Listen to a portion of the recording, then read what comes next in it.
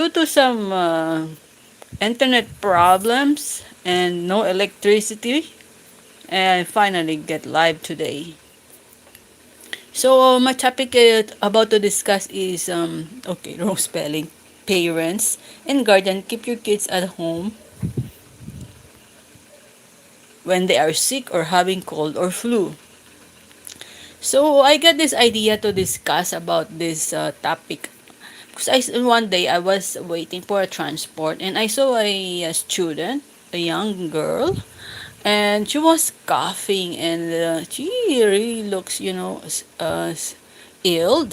And the mom was sitting beside her. I'm not really sure if it's her mom, but it's a lady, an adult, maybe a guardian.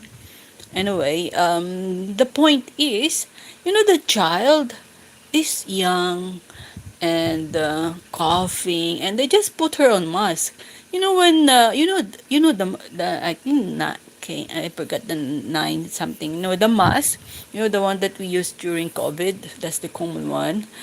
The child was wearing it. I mean, when I was working before in a hospital, so if you are having an infectious disease case, you used to wear all the mask, gloves, and everything. And our supervisor was telling us if you are having probably breathing or with the mask, you can ask to assign to a different patient. So the point is, the mask that the child was wearing is to prevent infection. It's a very it's a mask that really filters, and so it also can hinder your breathing properly, and it's not wise to use it for kids. And instead, I was thinking, why would you let your child having difficulty wearing the mask and send her to school? They're kids. If it's a hindrance to breathe properly, or they feel that when they're about to go to eat their snacks or food, or they just not feel comfortable wearing the mask, they in the schoolroom they will remove it because the mother was not there to tell her to keep wearing it. And then she will cough. What if she's having cold or flu? She will contaminate the whole class, making them all sick, isn't it? So, I mean, if you're a parent, think about, maybe you would just want to send her to school. You don't want her to miss the classes because you have paid so much big tuition fee. So you have to, they have to take advantage of the money that you paid for schooling. So you will not allow her to take absences. But my point is that, in private schools, they can talk to the teacher and ask her to give, as a mother or a guardian, you can ask the teacher to give you the homework or whatever school activities, or what she misses during the absences. But actually, kids, even if they're absent for 3 days, they can still cope up quickly. But if you're worried that you will miss so much, then you can ask the teacher if it's if it takes like a week for her to get better. So you can ask the teacher to give you the what she misses in the classroom. So instead of pushing her to go to school, I mean, you know, you will contaminate the whole classroom, making other kids, sick of flu or cold. You only know that your child is coughing, and most signs and symptoms of cold and flu is one is coughing, fever anyway. The point is that when you cough, you are bringing out a millions of droplets, and you don't even know what are in their droplet nuclei that you're spreading around the classroom. Especially if the classroom is air conditioned, everybody will get the flu or cold. So instead, only your child is ill or sick, and you're making all the classroom ill or sick, and everybody will miss the school, will miss the school days. So it's not fair to other students. As a mother or a guardian, you give, you know, give consideration to other children. When my child, get cold from school, I get angry because somebody give it to her. If the child didn't, if the child didn't, if one of the six child didn't go to school and rest, and then get better before going to school when the cough is stopped, the most important is the cough to stop, because every time you cough you are spreading the germs.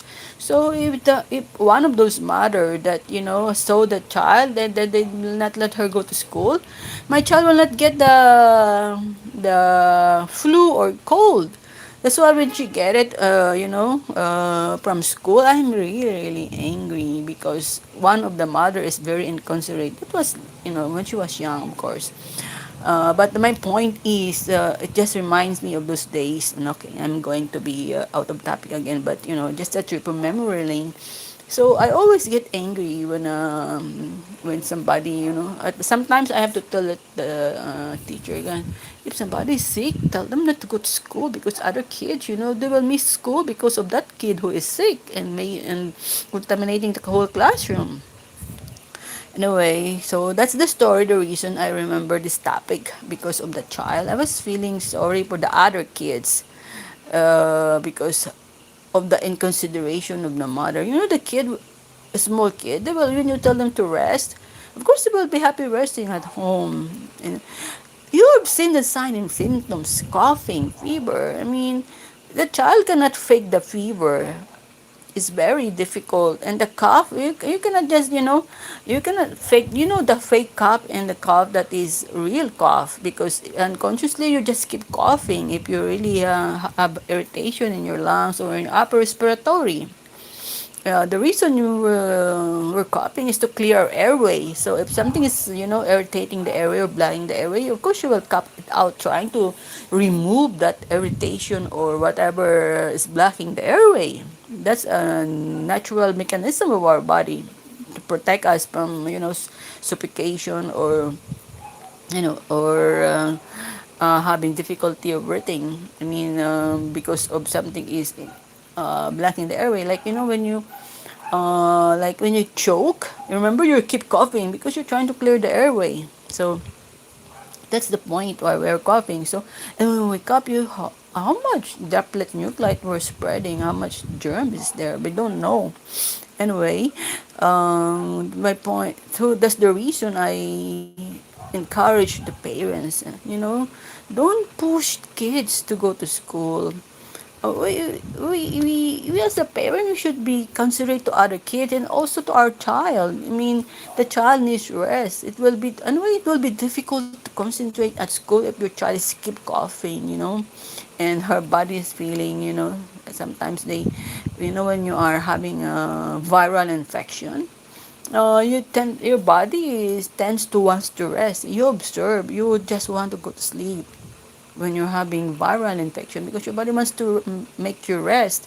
So the best way is to make the child rest at home, and give her nutritious food and avoid, I don't know, I am a person who really believes that sugar lowers the resistance of our body. I have seen it every time my daughter eats a lot of sugary or drink a lot sugary drinks. She will always, imagine such a teenager. She never, because when she was young, I can easily control her diet. But as she grow up, when she becomes a teenager, it's difficult. You buy her things that has sugar and you told her only to take it once a day. But once you turn your back, you will just notice that almost the food or the drink is gone, because, she likes it. It's sweet. Who doesn't get tempted with sweet unless you have a very strong control? So every time she do that, if she doesn't listen to me, no, she get illness. Like imagine you will get measles at the teenager stage. I mean, how? Anyway, it's just really funny. But I think because she lowers her resistance, and the thing is, her measles, it really takes time to the rushes to go. I mean, some of the rushes goes by 3 days, but because her resistance is get lowered, so it takes like 5 days to go away. Anyway, my point is, let's go back before I tell so many stories, because I just wanted this life to be short, because she's waiting to uh, make noise in a way. So the my point is, um, kids, uh, they listen to us. As a parent or a guardian, they worship us. So everything, especially those kids who are less than 12 years old, they are very they're still like, they think that as a parents or as a guardian, we're like they're heroes, superheroes, if you make it, exaggerated. But so as a parents, we should give consideration to their feelings. Don't force them to go to school because they are just ill. They cannot do anything. They cannot complain, because they listen to us, especially the ones that are 7 years old and below. They will all just follow us, unless you have a very stubborn temperamental kid. Then it will be, we get all the reasons. They even research in the internet to show that why they should not go to school, because they're sick. That's a very rare. I mean, few children do that, as it's a rarity. But most of them will just obey us as a parent. So as a parent or a guardian, we should be the one to taking care of them. Make sure that they get better, and make sure that the other kids will not get infected because of your kid, and the other kids will miss school days. Not only that other kid, not only one or two, the whole classroom. Especially the one who has low resistance. Some, of course, that good resistance, so they're not easily get sick. The body will fight it for them. But most of the kids, they are tired. Just imagine, they wake up early. If you go to school, someone goes to the city, takes 1 hour, so they have to wake up 4 or 5 a.m. And their classes starts at 7. Can you imagine? And then they come back from school with the 5 p.m. This is a torture.